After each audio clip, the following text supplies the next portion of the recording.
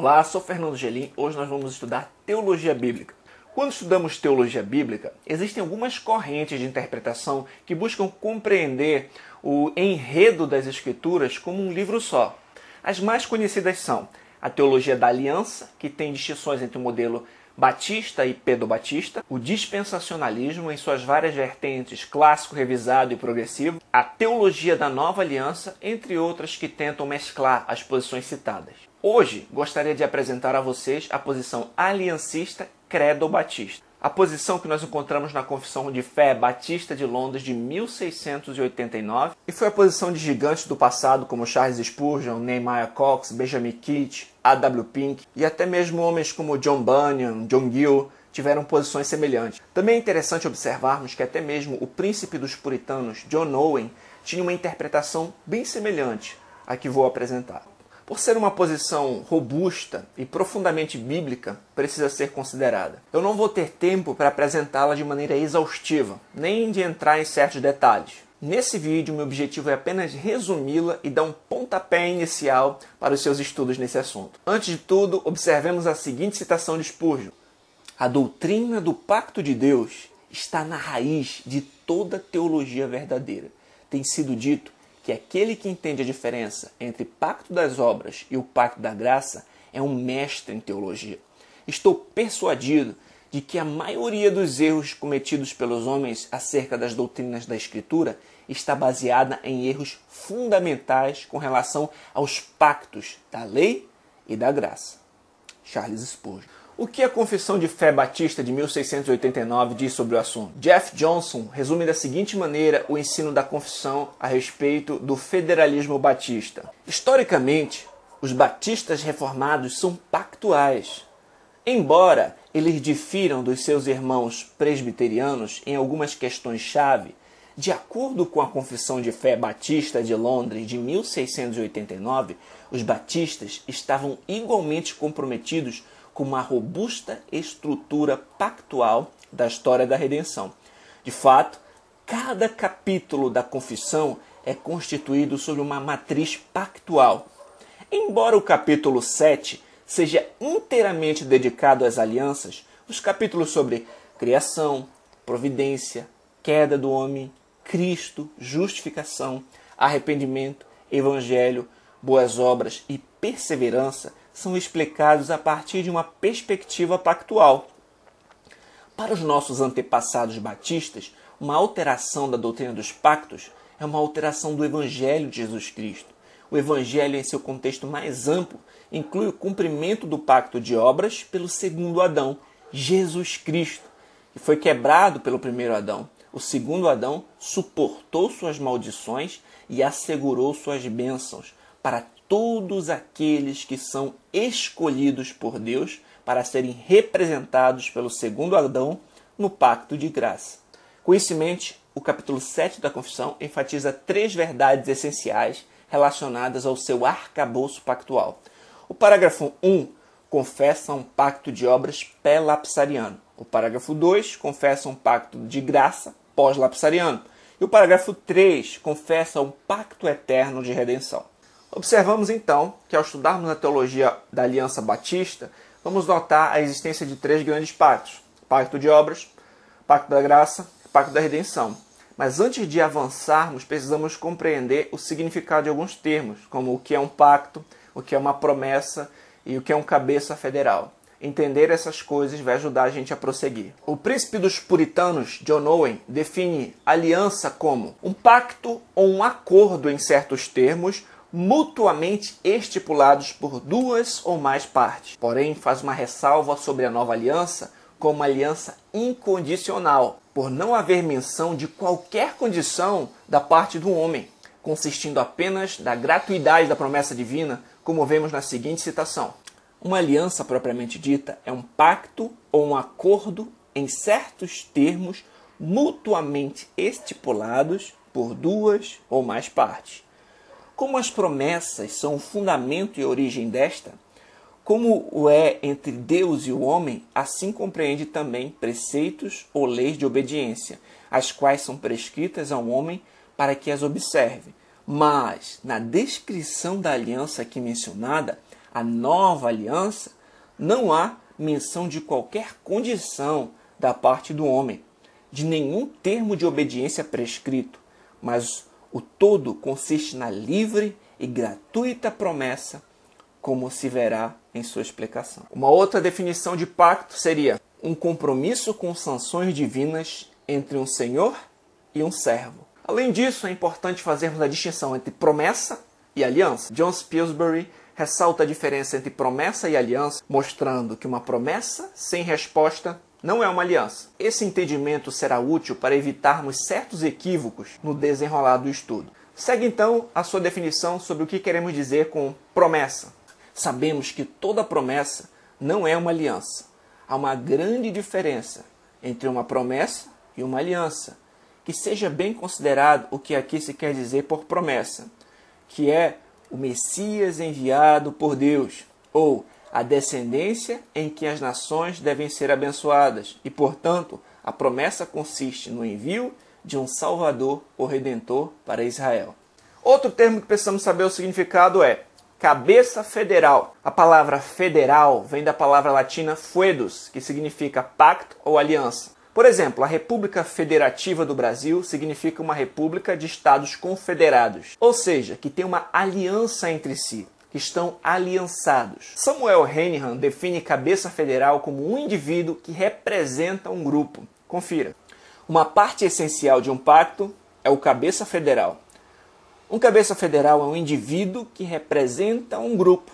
O pai é o chefe da família, fala e atua pela família.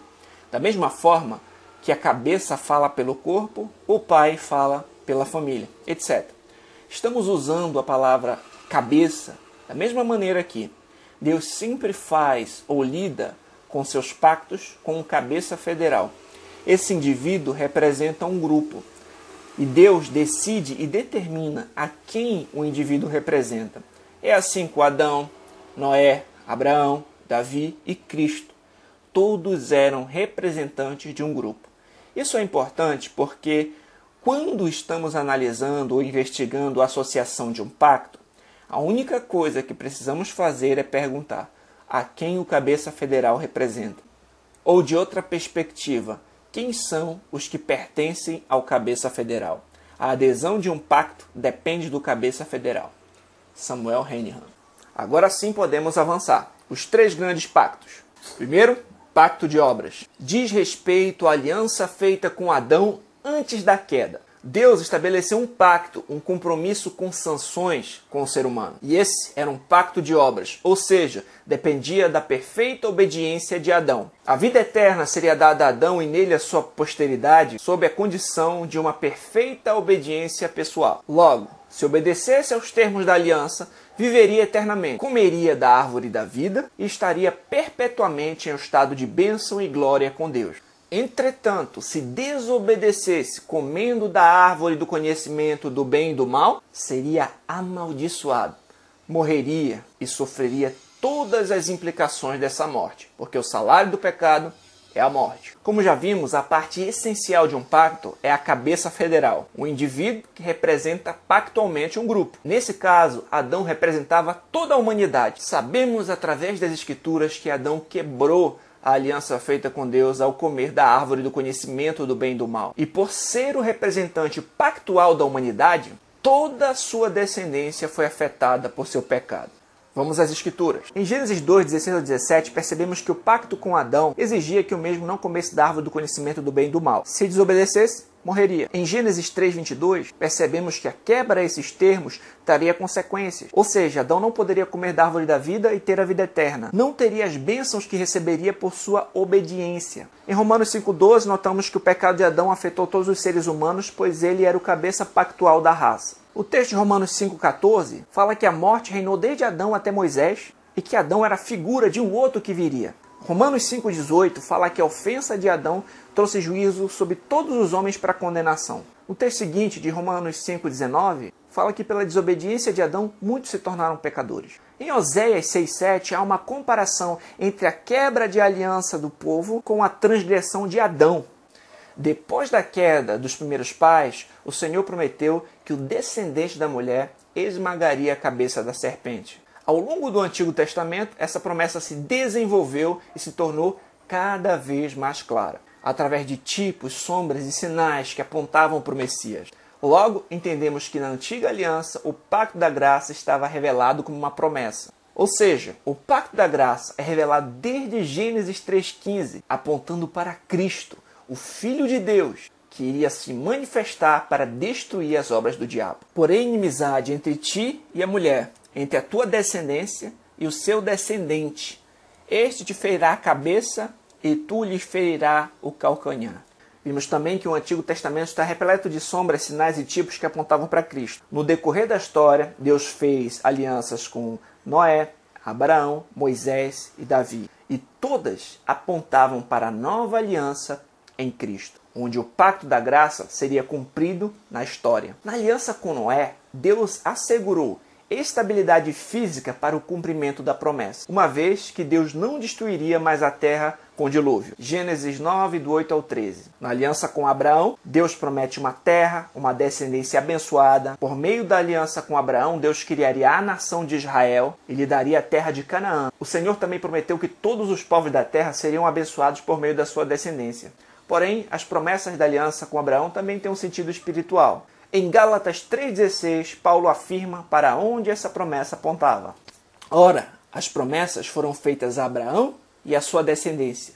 Não diz e as descendências, como falando de muitas, mas como de uma só, e a tua descendência, que é Cristo. Gálatas 3,16. Aliança com Moisés. Por meio da aliança sinaítica, Deus estabelece a lei para a nação de Israel e também o sistema sacrificial. Era uma aliança condicional. Se obedecessem, seriam abençoados. Se desobedecessem, seriam amaldiçoados. Todo o sistema sacrificial cerimonial apontava para Cristo. O Cordeiro de Deus, que nascido sob a lei, a cumpre perfeitamente. Entrega-se como um sacrifício para pagar o preço pelo pecado do seu povo, de uma vez por todas, e também veio ser o seu perfeito sumo sacerdote. Aliança com Davi. Por meio da aliança com Davi, Deus promete a ele um descendente que assentaria no seu trono. E em Atos 2, vemos que essa promessa também apontava para Cristo. Irmãos, seja-me permitido dizer-vos claramente a respeito do patriarca Davi, que ele morreu e foi sepultado, e o seu túmulo permanece entre nós até hoje, sendo, pois, profeta e sabendo que Deus lhe havia jurado que um dos seus descendentes se assentaria no seu trono, prevendo isso, referiu-se à ressurreição de Cristo, que nem foi deixado na morte, nem o seu corpo experimentou a corrupção. A esse Jesus, Deus ressuscitou, do que todos nós somos testemunhas, exaltado, pois, à destra de Deus, tendo recebido do Pai a promessa do Espírito Santo, derramou isso que vedes e ouvis, porque Davi não subiu aos céus, mas ele mesmo declara: disse o Senhor ao meu Senhor, assenta-te à minha direita, até que eu ponha os teus inimigos por estrado dos teus pés. Através do profeta Jeremias, Deus também promete a nova aliança, como você pode ver em Jeremias 31, do 31 ao 34. É importante fazer uma observação. Na perspectiva batista, o pacto da graça na antiga aliança ainda está como uma promessa. As alianças feitas no Antigo Testamento ainda não são administrações do pacto da graça. Embora todos os crentes do Antigo Testamento fossem salvos pela fé em um Messias que viria, eles eram salvos por crer na promessa. Como fica claro em Hebreus que o sangue de cordeiros e bodes não pagava pecados, apenas prefigurava um sacrifício que haveria de vir, como vemos em Hebreus 10:4. O sacrifício de Cristo tem um efeito retroativo que alcança até mesmo os crentes do Antigo Testamento, como vemos em Romanos 3. Deus o ofereceu como um sacrifício para propiciação mediante a fé, pelo seu sangue, demonstrando a sua justiça. Em sua tolerância, havia deixado impunes os pecados anteriormente cometidos, mas, no presente, demonstrou a sua justiça a fim de ser justo e justificador daquele que tem fé em Jesus. Vamos então para o Pacto da Graça. Diz respeito a uma aliança incondicional que é cumprida em Cristo Jesus, estabelecida em seu sangue. O Filho de Deus, descendente de Abraão, que em sua vida cumpriu perfeitamente as exigências da lei de Moisés, que era o rei prometido da descendência de Davi, e na plenitude do tempo se fez carne, nasceu de uma virgem, viveu uma vida perfeita, sem jamais tropeçar em coisa alguma, e mesmo tentado, jamais pecou. Entregou-se como um sacrifício no lugar de pecadores e expiou o pecado do seu povo, trazendo reconciliação e paz com Deus. Cristo é o segundo Adão que justifica a sua igreja, como Romanos 5 afirma. Logo, assim como por meio da desobediência de um só homem muitos foram feitos pecadores, assim também, por meio da obediência de um único homem, muitos serão feitos justos. Romanos 5,19. Por isso entendemos que Jesus é o cabeça federal do seu povo. É o salvador de todo aquele que nele crê. De todos os que, chamados por Deus, estão em sua aliança de graça. Portanto, só existem duas condições para os seres humanos. Ou estão em Adão ou em Cristo. Ou estão em um pacto de obras, tentando inutilmente salvar a si mesmos, ou confiam completamente nas obras de Cristo, em um pacto de graça, sendo salvos pelo mérito e sacrifício dele. Vamos às Escrituras. Em Hebreus 8, do 6 ao 13, o escritor de Hebreus faz uma diferença substancial entre a antiga e nova aliança, demonstrando que a nova é superior à antiga, baseada em superiores promessas. Os textos de Hebreus 9,15 e Hebreus 10,4 seguem na mesma linha, clareando esse entendimento. Em 1 Coríntios 11,25, o Senhor Jesus Cristo, durante a ceia, explica que o cálice representa a nova aliança no seu sangue. Em Gálatas 3, do 24 ao 29, Paulo afirma que a lei serviu de aio para nos conduzir a Cristo. Paulo, em Gálatas 4, do 24 ao 26, utiliza a relação de Sara e Agar para explicar a relação entre as duas alianças. Em 2 Coríntios 3,6, Paulo afirma que os cristãos são ministros de uma nova aliança. Em Colossenses 2, 16 ao 17, Paulo demonstra que todo o sistema cerimonial era como sombra das coisas que haveriam de vir e apontavam para Cristo. Ou seja, o pacto da graça é estabelecido na história, na nova aliança. Cristo é maior do que imaginamos.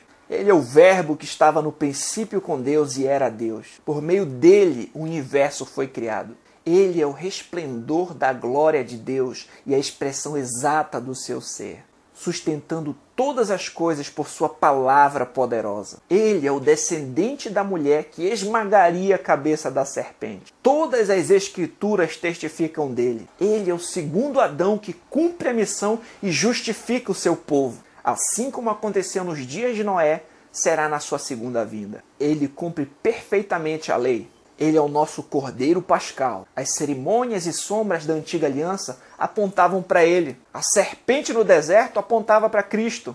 O maná apontava para Cristo. Ele é o pão da vida. Ele é o nosso sumo sacerdote. Ele é o Cordeiro de Deus que tira o pecado do mundo. Ele é o descendente de Davi que assentaria no trono. Ele morreu no lugar de pecadores em cumprimento a profecias específicas. Ele é o enviado de Deus que cumpriu a missão dada pelo Pai antes da fundação do mundo. Morreu na cruz do Calvário para a justificação de todo aquele que nele crê.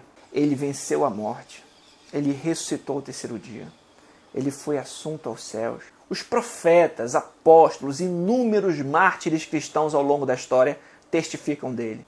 Essas são apenas algumas pouquíssimas verdades sobre Jesus. Faltaria tempo, espaço para falar sobre seus milagres, atributos, caráter e ações. Como disse João, Jesus fez também muitas outras coisas. Se cada uma delas fosse escrita, penso que nem mesmo no mundo inteiro haveria espaço suficiente para os livros que seriam escritos. Ele é bem maior do que podemos imaginar. Portanto, aquele que está sentado no trono e ao Cordeiro seja o louvor, a honra, a glória e o poder para todos sempre. Terceiro e último grande pacto, o pacto da redenção. Diz respeito ao acordo eterno feito antes da fundação do mundo entre as pessoas da Trindade, que envolve o decreto de Deus para a salvação do seu povo na história. Na obra em que o Pai planeja, o Filho executa e o Espírito Santo aplica para a salvação do seu povo eleito. Pascal Denot nos ajuda a compreender um pouco melhor o pacto da redenção na seguinte citação. O Filho deveria tomar uma natureza humana e vir ao mundo como um verdadeiro homem nascido debaixo da lei. Filipenses 2,7 e Gálatas 4,4. Levar uma vida sem pecado, observando a vontade de Deus, expressa na lei moral, e igualmente em tudo mais que o Pai exigisse dele. Mateus 5,17, 26,42, João 8,29. se tornar o representante sacrificial de todos os crentes e sofrer a maldição da lei, a morte no lugar deles, morrendo na cruz. Gálatas 3,13, Filipenses 2,8, Hebreus 2, do 14 ao 17. Em troca, o Pai deveria lhe dar a vida ressuscitando dentre os mortos, elevá-lo à sua destra, submeter a ele todas as coisas e lhe dar um povo a seu serviço, herdeiro com ele da vida eterna. Atos 2,24, Filipenses 2,9 a 11, Tito 2,14. Vários textos bíblicos podem clarear o nosso entendimento a respeito desse ponto. Sugiro que você leia em casa os seguintes versículos bíblicos. Hebreus 13:20 fala sobre uma aliança. Efésios 3:11 fala sobre um eterno propósito. Isaías 46:10 afirma que Deus anuncia o fim desde o começo. O Senhor Jesus Cristo, em João 17, do 4 ao 6, fala que consumou a obra que o Pai lhe deu a fazer, pede para ser glorificado com a glória que tinha antes que houvesse mundo. Em Efésios 1:4, o apóstolo Paulo fala que Deus nos escolheu em Cristo antes da fundação do mundo. Efésios 1:11 fala a respeito da predestinação dos crentes conforme o plano de Deus. 1 Pedro 1:18 ao 20 fala que fomos resgatados pelo precioso sangue de Cristo, como Cordeiro Imaculado que foi conhecido antes da fundação do mundo e manifestado nos últimos tempos. Apocalipse 13:8 fala do livro da vida do Cordeiro que foi morto desde a fundação do mundo. Atos 4:28 fala sobre o sacrifício de Cristo como algo que o poder e a vontade de Deus já havia decidido de antemão que acontecesse. Tito 1:2 fala da esperança da vida eterna que Deus prometeu antes dos tempos dos séculos. Para concluir, vamos checar o resumo de Tom Hicks sobre os 3 pactos de Deus. Pacto de obras, a lei como um pacto. Adão violou a lei de Deus no pacto de obras e trouxe sobre si e sua posteridade a maldição da condenação e a pecaminosidade atual. Porém, Cristo obedeceu à lei de Deus no pacto da redenção e obteve a vida de ressurreição da justificação, um status legal de justos, e santidade, legalidade atual para o seu povo. Pacto da graça, o Espírito Santo aplica Cristo ao povo eleito de Deus, unindo-os a Cristo no pacto da graça e dando-lhes a dupla bênção da justificação e da santificação. Na justificação, a maldição da lei é anulada e a justiça é imputada, dando-lhes o direito e o título à vida eterna. Na santificação, o Espírito opera a verdadeira obediência santa, a boa lei de Deus naqueles que são unidos a Cristo no pacto da graça, tornando-os cada vez mais semelhantes a Cristo, para a sua alegria e glória de Deus. Nós entendemos então que existem 3 grandes pactos. O pacto da redenção, que foi feito antes da fundação do mundo entre as pessoas da Trindade, no qual Deus decretou como seria a salvação do seu povo eleito. Nós vimos o pacto das obras, que iniciou ali em Adão. Se ele obedecesse, viveria. Se desobedecesse, morreria, com todas as implicações dessa morte. Então o pacto das obras é um pacto condicional. A obediência traz bênção, desobediência, maldição. Então era necessário uma obediência perfeita do primeiro Adão, que não conseguiu, que pecou, e por ser o cabeça federal trouxe consequências para toda a humanidade, toda a sua descendência. Em Gênesis 3,15 nós vimos que há uma promessa do pacto da graça, um descendente da mulher que ia esmagar a cabeça da serpente. Então nós vimos que na antiga aliança o pacto da graça está revelado como uma promessa que vai se tornando cada vez mais clara. Então Deus faz aliança com Noé, com Abraão, com Moisés e com Davi. E nós vamos ver que tem muitos sinais e sombras no Antigo Testamento que apontam exatamente para Cristo, o que viria à plenitude dos tempos e estabeleceria o pacto da graça na história, na nova aliança em Cristo Jesus. Então a antiga aliança é substancialmente diferente da nova, como promessa e estabelecimento, como tipo e antítipo, como a sombra e realidade, e por aí vai.